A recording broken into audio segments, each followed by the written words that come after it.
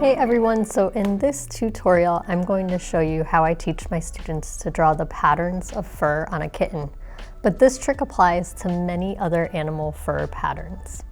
First, you're going to see that I'm laying out a set of blue guidelines that show the directional line of the fur pattern.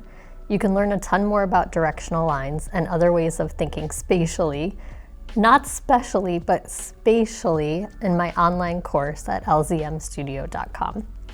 So the directional lines describe things like where the root of the hair is attached versus where the length of the hair ends. But more importantly, it describes the underlying form because the hair rests on top of a body, the skeletal and muscular structures that are three-dimensional.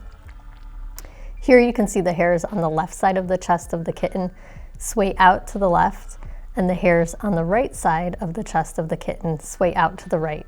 There's a dividing line in the center of the chest of the kitten from left to right that determines which direction the hair flows. You'll also notice that the hair on the left side of the leg of the cat flows to the left, on both legs, and the hair on the right side of each leg has a direction of flowing towards the right.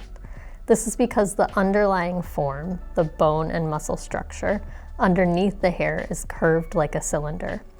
The curve means the hair direction will change as the curve rotates. So once that concept is understood, we can apply it to our drawings. Here you're going to see that I'm mapping out the pattern on my photograph, and then I'm going to do the same thing on my drawing. I can have a guide for where I put all of my hairlines to shade in the cat.